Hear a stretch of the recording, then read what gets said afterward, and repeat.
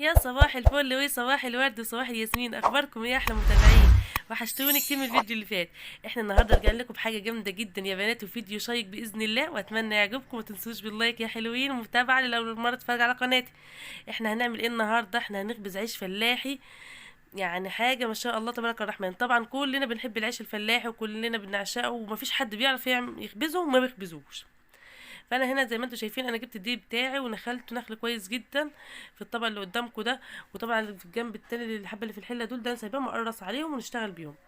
واللهم صل على النبي، دوبت الخميره بشويه ملح وشويه سكر عشان اشوف الخميره بتاعتي، وطلعت ما شاء الله تبارك الرحمن جميله ولها فوم حلو كده وحاجه 10/10 زي ما انتم شايفين يا حبايب قلبي. وانا مدفيه الميه هنا عشان الجو طبعا برد، فلازم ندفي الميه للعجين عشان العجين ايه يخمر معاكي بسرعه كده، وتطلع حته عجينه ما شاء الله تبارك الرحمن، تبقى سهله في عمايلها وتبقى قرفتها زي العسل. زي ما انتم شايفين بقى بنقعد نلت في العجين ونحط الميه، كميه الميه زي ما احنا معودينكم. شايفين يا حبايب قلبي ما شاء الله تبارك الرحمن، دقيق كان زي العسل وعمال بيقبل في ميه. ده دقيق غله فلاحي مش دقيق فينو، ده دقيق غله، احنا جبنا الغله وغسلناها وطحناها. انا بعمل معاكم فيديوهات تانية قبل كده، يعني ان شاء الله لما الغله تطلع من الارض باذن الله هنعمل معاكم فيديوهات الغله، واصور لكم الغله واصور لكم واحنا بنطحن، واصور لكم كل حاجه باذن الله. دي حاجات بتبقى شيقه كده ممتعه، احنا الفلاحين يعني، وشرف ان احنا فلاحين، ويا ريتنا فلاحين واحنا نعمل اعلى شغل من بتاع الفلاحين. زي ما انتم شايفين يا حبايب قلبي، نلت بقى العجين ونشوف طبعا ان كميه الميه اللي بياخدها الدقيق ده حسب نوع الدقيق اللي قدامك. مش كل دقيق بياخد زي التاني، يعني في دقيق يقبل الميه وفي دقيق ما يقبلش، فعلى حسب نوع الدقيق اللي قدامك.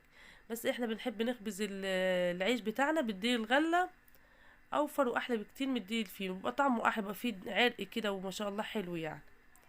الدقيق الفينو بيبقى بشد جامد، ما ينفعش في العيش اللي احنا بنخبزه ده، عرقه شديد شويه.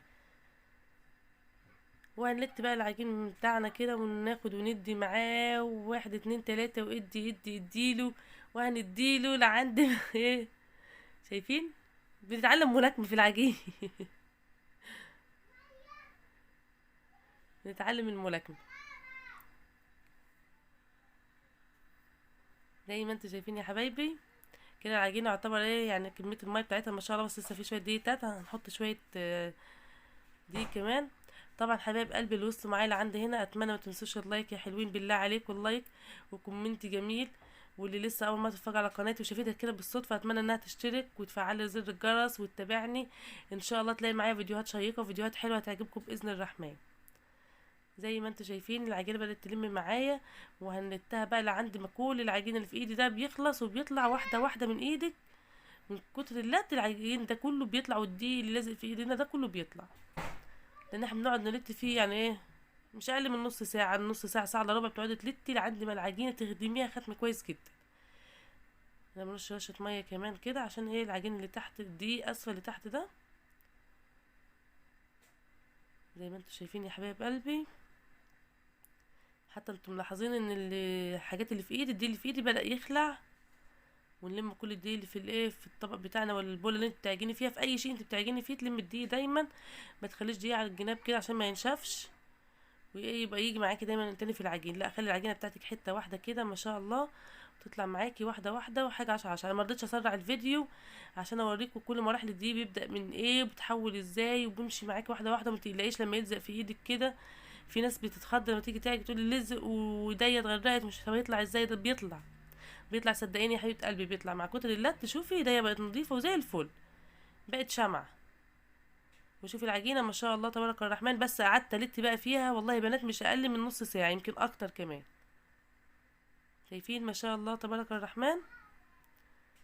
شايفين العجينه بقت عامله ازاي، مخدومه كويس جدا وملسه، يعني ما شاء الله تبارك الرحمن، تتاكل بالف هنا وشفا يا رب، وربنا يبارك يا رب وتزيد باذن الرحمن.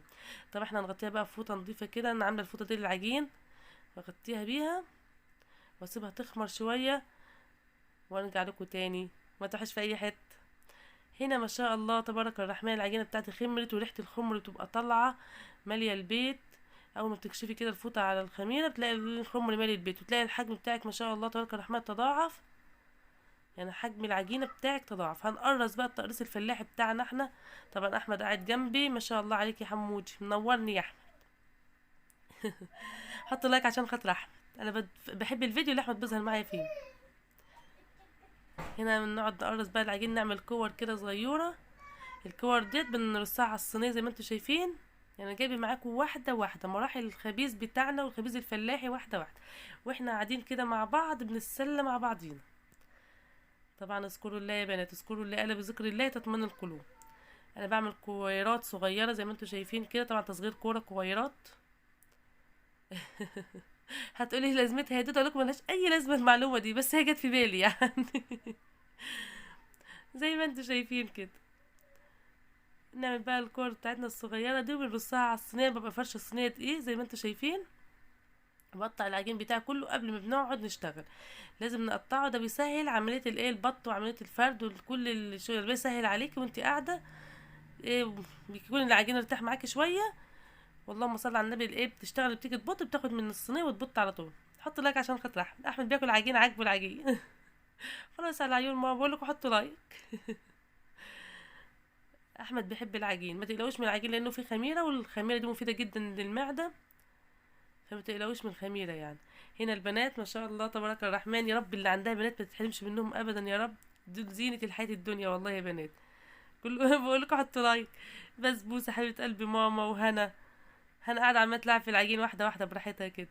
بيلعبوا يعني، الكبيره تتعلم والصغيره تتعلم من اللي وراها، من اللي قدامها.